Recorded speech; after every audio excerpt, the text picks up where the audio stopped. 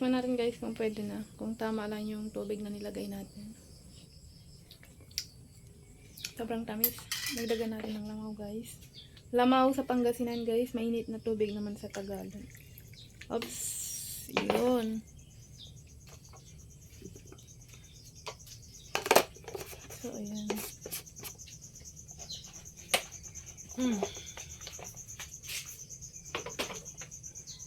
Yun guys. Tara na. Balik na tayo sa bahay ko guys. Nang makakain na tayo.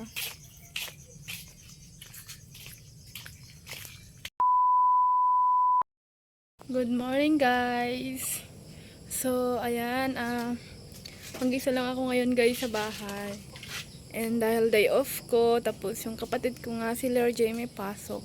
Kaya mag-isa ko lang dito kasi yung asawa ko guys nasa trabaho. Pero bago siya pumasok sa trabaho guys, pinag-igib niya muna ako ng mga tubig. Kasi ngayon ay maglalaba ako ng damit ko.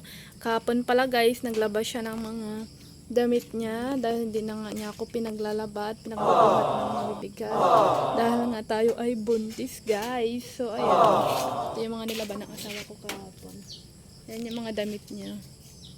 Siya na po yung naglaba kahapon. And ngayon naman maglalaba ako ng damit ko. So pakita ko lang sa inyo yung aking lalabahan guys. Yung lalabahan ko na damit ko, konti lang naman yun guys. Yan. So, pinag-igib niya ako ng mga tubig doon guys sa gripo. So, ayan. Ayan yung gagawin natin ngayon. Maglalaba tayo guys.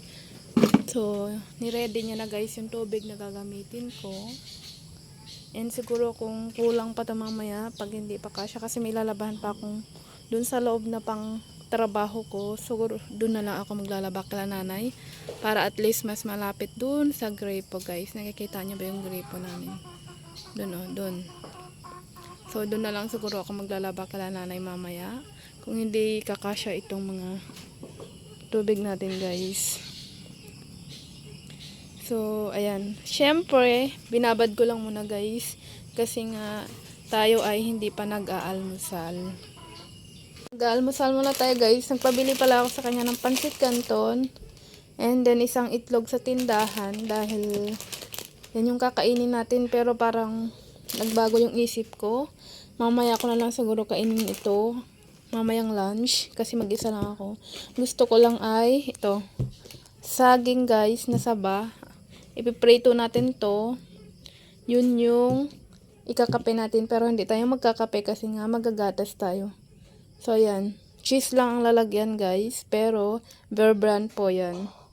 So, may sugar naman tayo dito. Ang laki-laki ng lalagyan namin guys, pero ang konti na lang ng laman ng asukal namin. So, ayan lang yung kakainin ko ngayon para makainom na ako ng gamot ko. So, ayan. Tara na guys at magprito na tayo ng aking almusal bago tayo maglaba. Ito pala yung lalabahan ko pa guys. O, ayan. Ano ko yan? Pang trabaho ko. Mamaya ko na yan. Mamaya ko na yan lalaban. Unahin ko muna yung mga pambahay ko guys. So doon ko na siguro yan labahan kila nanay. So ayan, magprito muna tayo ng ating almusal. So ayan. Switch na natin itong chili natin guys nang makapagprito na tayo ng banana. Laki ng kawali namin guys. Pero yun nga, tatatlong saging lang naman yung piprito natin. So ayan. So, ayan guys. Maglagay na tayo ng mantika. Dahil mainit naman na ang ating kawali. So, sakto lang siguro ilagay natin para hindi tayo mag-aksaya ng mantika guys. So, ayan. And then, mag-ano na tayo. Balatan na natin tong saging guys. So, ayos lang pa natin yung ating camera. So, ganito lang ang ginagawa ko sa aming munting bahay kubo. Charot. Siyempre, bahay namin to guys. Kahit ganito lang, pinaghirapan namin to ng asawa ko. So, proud po ako na kahit pa paano, meron po kaming tinitirhan. Dahil dati guys, kung alam nyo lang po, nakikitira lang po kami sa biyanan po namin, sa mga biyanan namin. And then ngayon, proud po akong sabihin na meron po kaming sariling tirahan ng asawa ko. Wait, ayusin lang natin yung camera para makita nyo yung aking pag-slice ng banana. Wait a minute, guys.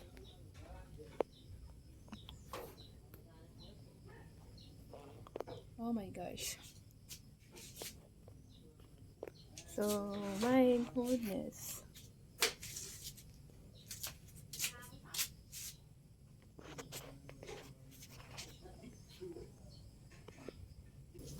So, ayan guys.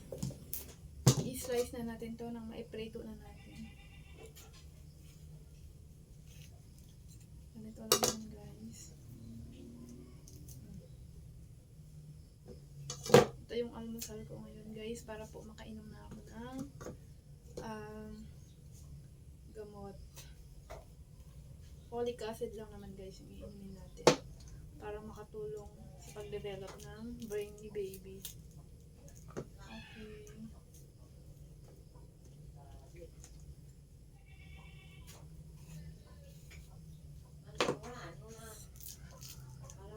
Dito guys, binibili ang saging. Oh, samantala guys, sa Isabela, napakadami naming saging doon. Malayo nga lang yung Isabela. So, ayan na guys, yung ating saging and ipiprito na natin para makakain na tayo. Sobrang init na ng kawali guys. So, ayan, prito na natin yung saging.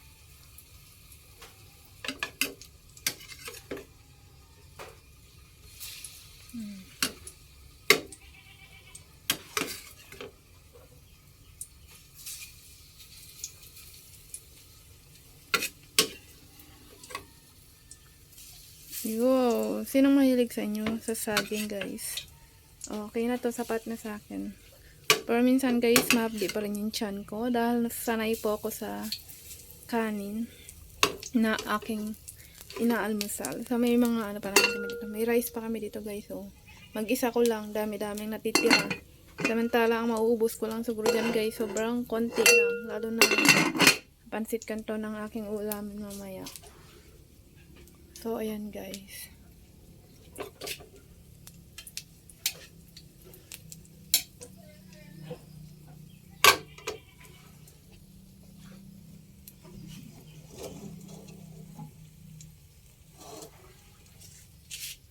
Siguro, habang nag-iprito tayo dyan guys, sobrang hina naman ng apoy. Timpla na tayo ng gatas.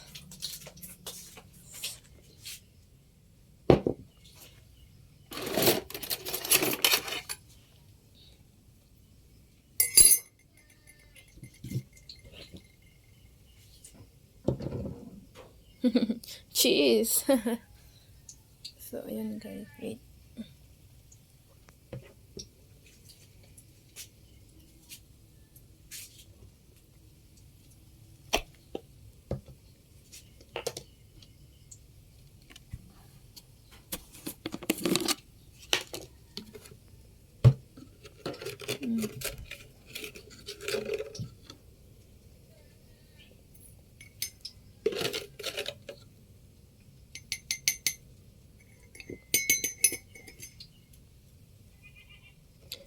Alam nyo guys, hindi ako nagagatas. Pero ngayon dahil meron na akong baby, kailangan daw natin maggatas. Para kahit pa paano, di ba?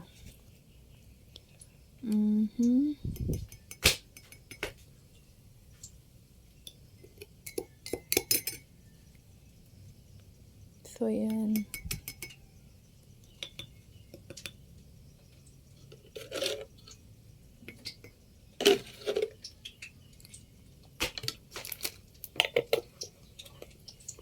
Tapos, syempre, wala kaming mainit na tubig, guys. Kaya, manghihingi tayo kila nanay ng mainit na tubig.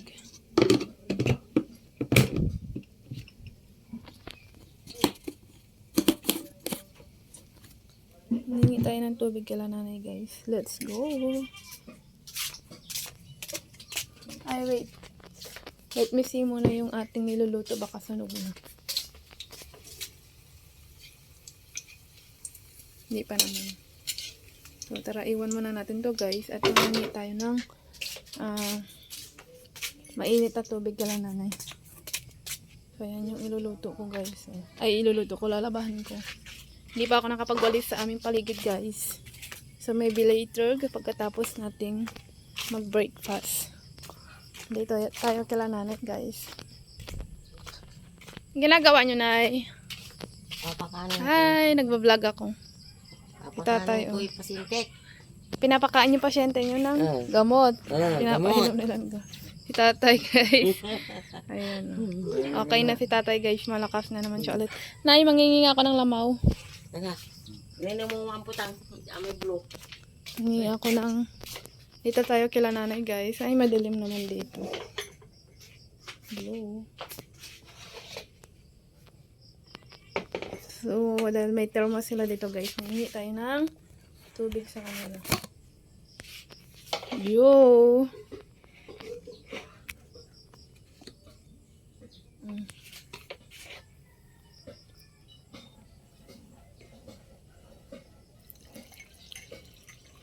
Oops. Maybe tama na. Tama na siguro yun guys. Tikman muna natin kung kamusta yung lasa.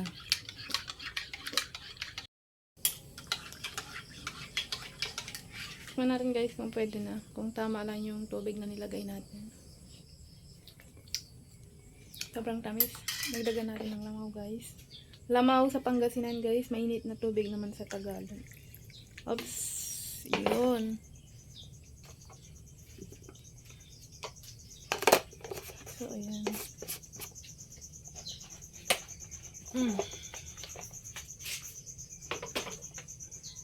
Yun guys. Tara na. Balik na tayo sa bahay ko guys. Nang makakain na tayo.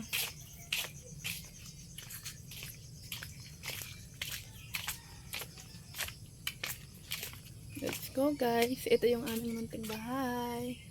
So, ayan. Kahit gaano pa kasimple ang bahay namin guys. I'm so proud kasi hindi kami nakikitira. So, kumustahin natin yung niluluto ko. Sunog na guys. Oh my gosh, sunog na siya. Paminaan natin yung apoy. Patayin na lang muna natin guys.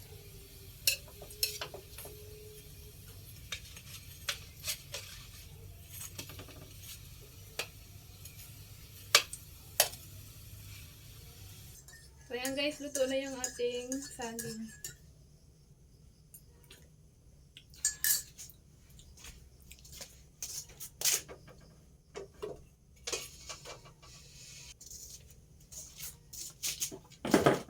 Ayan guys, luto na po yung ating almusal. So, gutom na rin sakto ako guys. Gutom na ako dahil 8 na.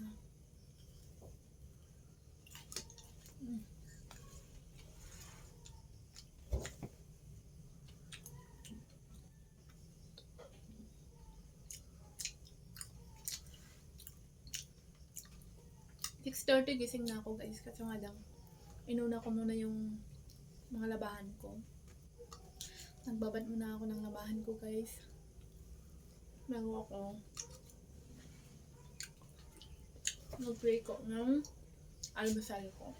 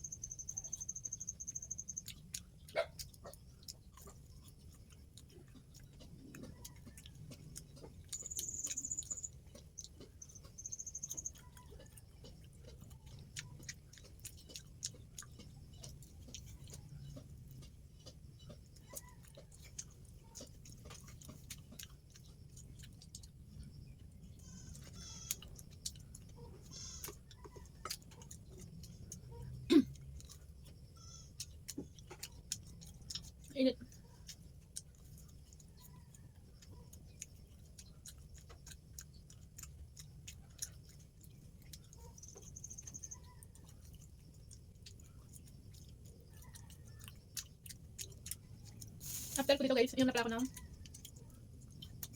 inumin ko yan guys, inom ako once a day. Folic acid guys. Folic acid. Inom tayo nito. Hay, ang init, grabe.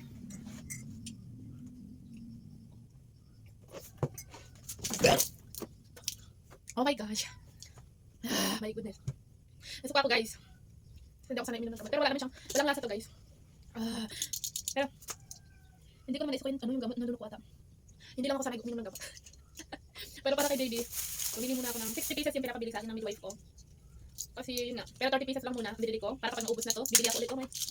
So, ayan. Nagadi ako. Nasusuka ako guys. So, ayan. Hanggang dito na lang yung video ko guys. See you again on my next video. And sana hindi po kayo magsawa na panoorin yung mga simple video ko, simple vlogs ko. So ayan guys, bago dito, maglalaba pa ako sa labas and then magbabalis pa ako. Pero pakita ko naman nyo guys, nagsuka pa naman. Ito guys, oh. Wait. Kita nyo guys. Ay, nagsuka lang ako. Yan oh, gatas-gatas. Ay, sige na guys, yun lang.